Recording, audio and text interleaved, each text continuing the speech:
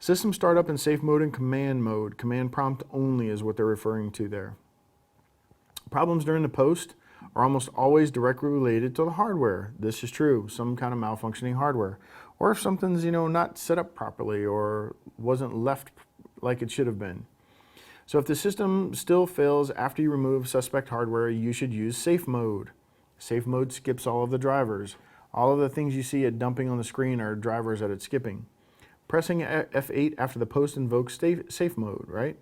So pressing F8 after the post invokes safe mode. There should be a comma there.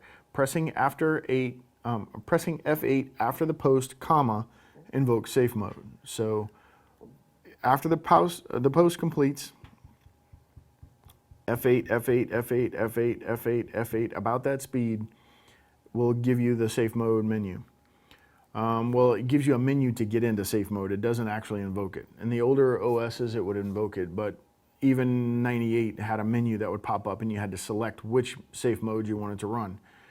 In safe mode, if safe mode is not possible, you can use command mode. So command prompt only is what that's called. So all you get is a command prompt, and then you can start troubleshooting from there, taking things out of the boot process, editing boot sequences and things like that. Microsoft Windows 2000 and Microsoft NT can start the system in last known good configuration mode. So you've added a driver, and now it starts to boot, and you're getting the blue screen of death that reboots, blue screen of death reboots, blue screen of death reboots. Then you can go in and say, I want the last known good configuration. And we also have something now in the newer, more modern versions where we do snapshots of the computer, and then you can revert back to one of those previous snapshots. Operating system management tools. So we have a tool, an operating system, and a description. Tools, Microsoft information, system information. So the MSI, Microsoft System Information, and that is effective on 98 and 2000, displays every aspect of a computer's configuration. We still have this on the newer versions as well. And then we have computer management like Windows 2000. For Windows 2000, computer management provides maintenance and management tools. And then the device manager, Windows 98 and 2000, provides configuration information on devices but does not generate reports. And we're continuing this information. We have a system configuration utility and system troubleshooter for Windows 98 and 2000, provides interactive troubleshooting support by prompting users for answers. I've never had that successfully help anything, but you can try it. System services window for Windows 2000 shows services that are running and their status, and can be used to start and stop services. Microsoft System Recovery for Windows 98 installs a minimal Windows 98 environment that provides 32-bit access to application programming interfaces or APIs and works with Microsoft Backup to restore files. And then we have a task manager, which is for Windows 2000. We actually have the task manager for every version of Windows, and it displays system performance information, so it does a lot more than that. Windows Maintenance Wizard, Windows 98, and Task Scheduler for Windows 2000. These are affect obviously 98 and 2000. Automate backups, scan disks, and disk defragmentation. And then we have Dr. Watson for Windows 98 and 2000. This used to be a separate app in programs prior to that. Windows bought it and started including it. It was very useful early on. Today, most of this functionality is integrated into the OS. It tracks application-related errors and reports them in a WIG log, a .wig. So boot log for Windows 98 and 2000, they generate a boot log, and it contains a record of system startup activity. And then a Microsoft Backup for Windows 98 and 2000 backs up and restores the entire system or selected files and directories not automatically installed in 98. You have to go back and add it. It's an add-on. And then Windows Registry Checker, Windows 98 and 2000, backs up and restores the system registry. A lot of times the registry would become corrupt and that would cause problems, and you could just restore it. Registry Editor, Windows 98 and 2000, it's called regedit and regedit 32 for Windows 2000. We've discussed this many times.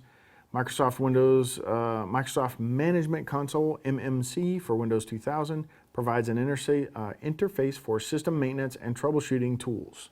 It can be customized by adding specific snap-ins. So this was very common. So like for checking the hard drive, and you could actually put a new hard disk in a computer and F-disk it and everything right from this snap-in that you could use. And we'll see a picture of that. So the Microsoft Windows Update, Windows 98 and 2000, every version of Microsoft Windows has an automatic updater and provides an online method of identifying and applying updates. All versions of Windows have this. Recovery Console, Windows 2000, provides a special text mode operating system used to troubleshoot and fix Windows 2000. Pretty much all versions of Windows have this as well.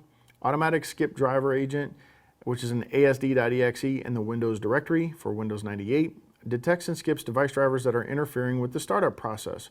So it can actually see from the logging information that this driver is causing a problem, and you can skip it on the next startup, or you can manually skip it. ipconfig, Windows 2000, and WinIPconfig in Windows 98. Windows 98 and 2000 were the affected operating systems, obviously, and provide information about the IP address configuration from the command prompt. ipconfig has pretty much been widely supported all along. Ping, used at the DOS command prompt for Windows 98 and 2000. Every version of Windows supports ping. Whether or not ICMP is enabled on the network is a different question, but it checks if a computer is on the network and alive. A computer will automatically respond to a ping unless the firewalls tell it not to. Error messages, every version of Windows has these. They generate system error messages that may identify problems or kind of point to the problems. Event viewers for Windows 2000. Every version of Windows pretty much had some type of an event viewer.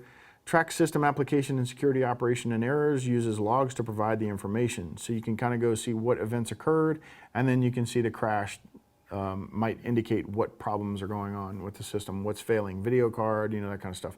Could be a driver problem for a printer, a plotter, whatever. System logs in general, every version of Windows has system logs, use logs to provide information. System File Checker for Windows 98 and 2000 scans the system and monitors changed, deleted, or corrupt system files. Signature Verification Tool for drivers for Windows 98 and 2000 and anything newer than 98, right? Determines whether a file has a valid digital signature. So if it's been digitally signed by the manufacturer, for example, digital signature check for Windows 98 and newer, and it identifies whether Microsoft has digitally signed the drivers, right? So it's going to tell you who signed them in the case that it's not Microsoft. And then Windows and MS-DOS report tools, various versions for specific operating systems, report information that technicians can use for troubleshooting. Performance monitor for Windows 2K and 98, Windows 98 and 2K, and then monitor the performance of major system components in detail.